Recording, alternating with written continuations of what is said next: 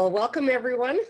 Thank you for the team getting together again today to introduce ourselves to whoever is actually, considering conscious ecology or, coming to GIFU.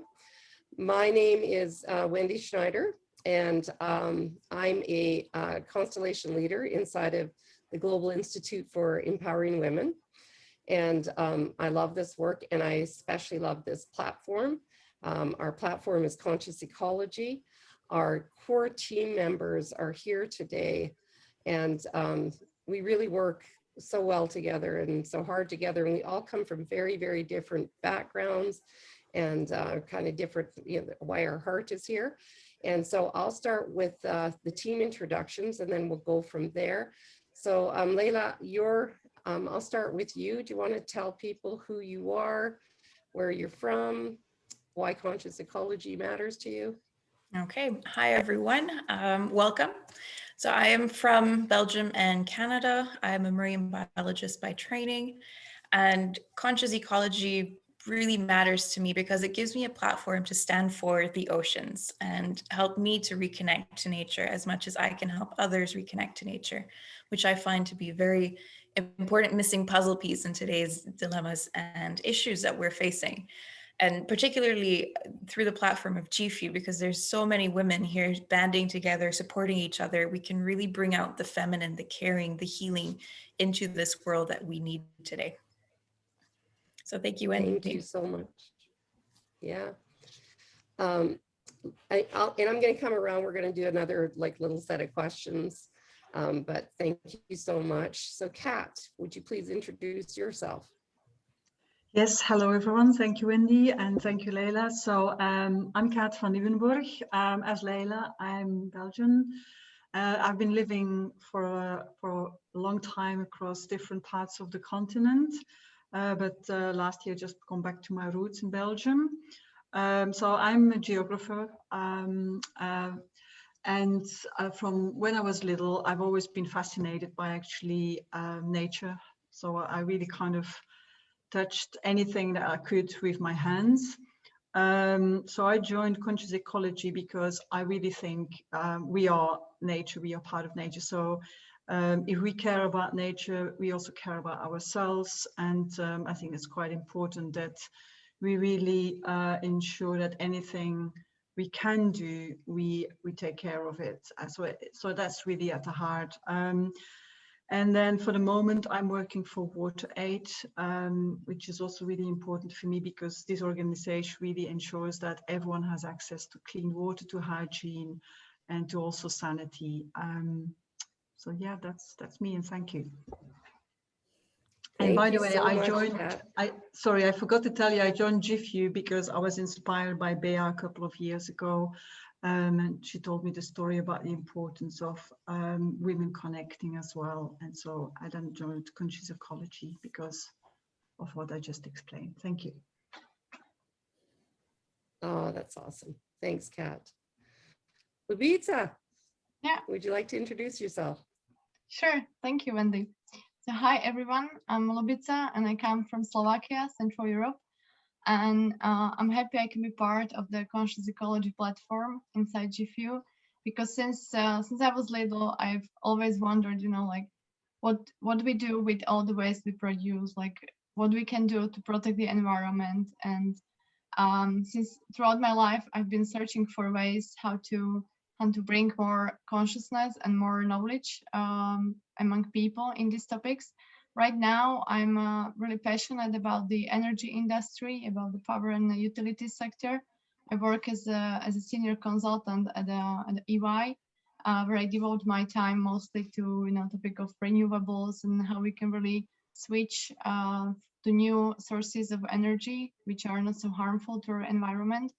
And I consider the Conscious Ecology platform as an amazing way how to express my stand for protecting the environment and for conscious energy transformation, so we can preserve our planet for the future generations. So it's an amazing way for me, to voice my concerns and to search for opinions and connect people who care about the same things. Oh, awesome. Thank you so much. Yeah, that's so beautiful. And as I said before, I'm Wendy. I'm from Canada, but I actually also spend part of the year in Texas on a ranch with my daughter and her husband, and now they're two kids. I have a ranch also in Alberta, Canada, and I really care about the land and obviously people and the environment. And it really, especially with 9 grandchildren, it matters to me very much for them, but for all children of the world, that that they have a home, and it's clean on earth, and that we're really aware of, you know, basically the consciousness of being awake and aware of yourself and the world around you. And then the ecology part, where all life and all relationships are intertwined, and it really does matter to me as well too. I think also as a rancher, we're very connected to earth and life, and you know, things that are born and things that die and things that like become part of the earth. And so it's just a natural extension as a rancher to be involved here. So Leila is, and thank you guys, thanks for saying everything. Leila, when you were little, when's your earliest memory of really like saying, I need to take care of like what there is to take care of for me in the world in conscious ecology? When I was very little, we lived by the water in Hong Kong. And I was maybe 2 years old. It was before my brothers were born. So we lived by mangrove swamps, actually. And we lived on this very muddy beach, and we had this long dock up to the ocean. And whenever it was low tide, it would just be this mud swamp. And I loved it. I would go there and I put little sticks in the sand and you could kind of see the crabs like scuttling in, and then they'd like shivel themselves into the sand and sit there and just look at you with those like eyes popping out. Around the same time, my parents were also very much into BBC documentaries, and there's people, one of them was about the ocean and there were divers. I was like, that's me, I have to do that. So I went ahead and did that. Yeah. That's awesome. That's so good.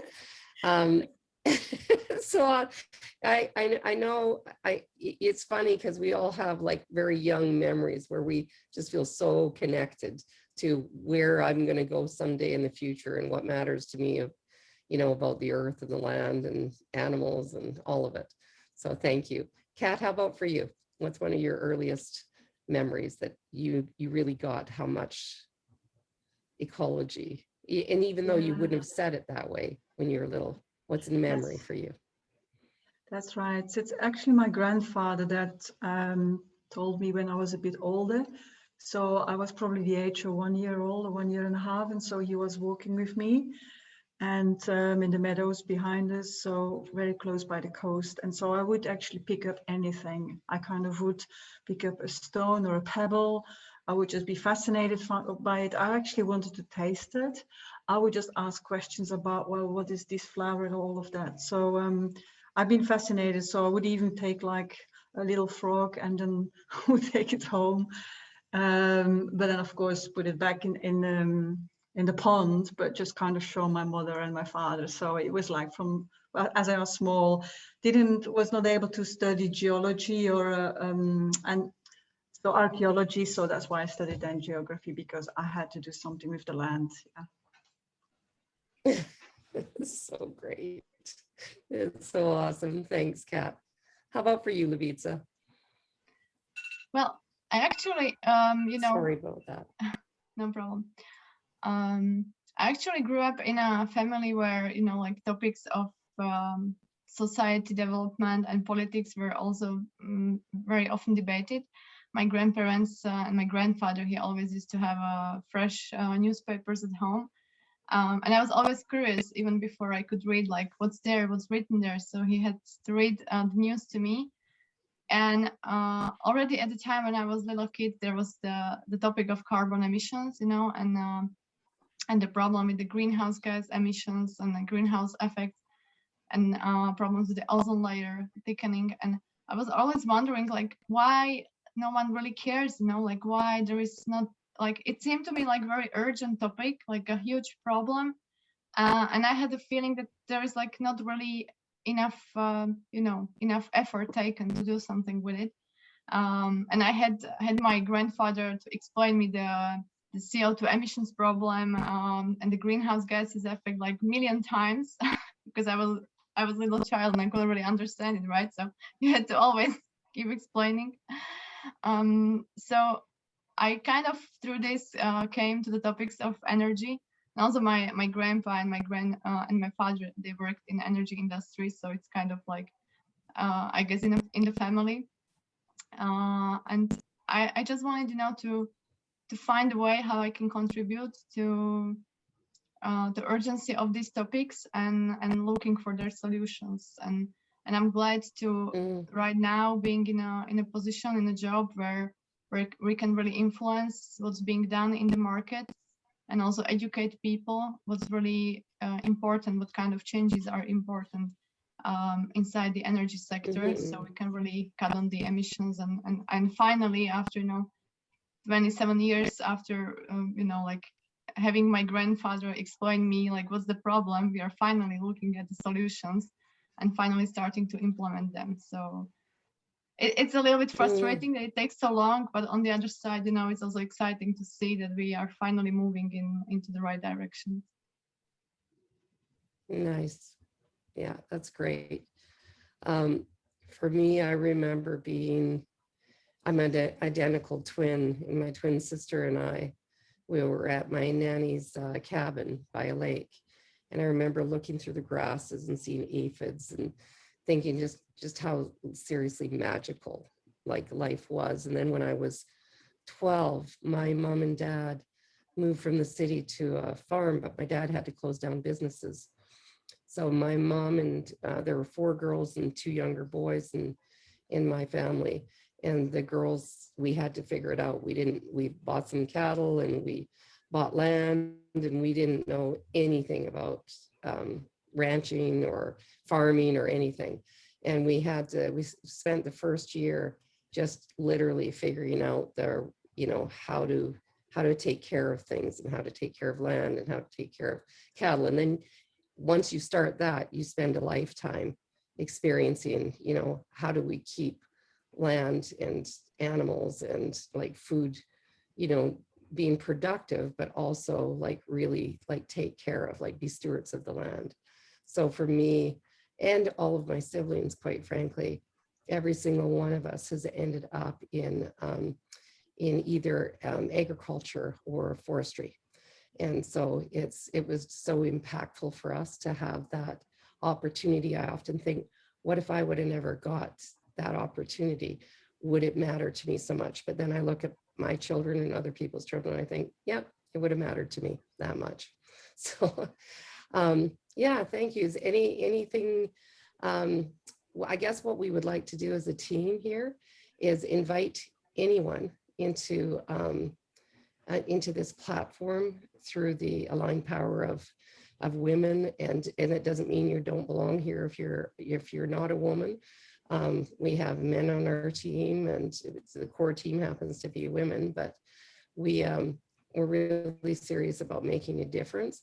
And we would really like to invite you to either become part of our team or anywhere where you think you would like to make a difference for consciousness and ecology, and especially together.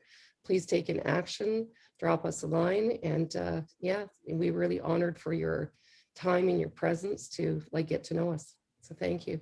Anybody else want to say anything?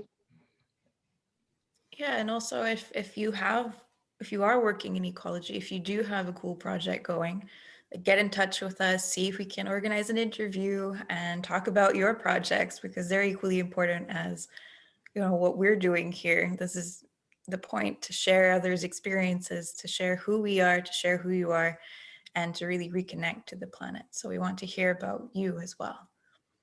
Yeah, and just to maybe add on what Leila said, we also want to share the greatest ideas inside the ecology. environment and green energy topics. So that's why we're also launching the series of interviews called From Ego2Eco, where we really want to spread the word about what all great things are happening and what the transformation of our attitude towards environment and ecology looks like. So we will launch the series soon. And as Leila said, if you have anything interesting going on, any project or ideas, just drop us a message and we'll be happy to spread your word.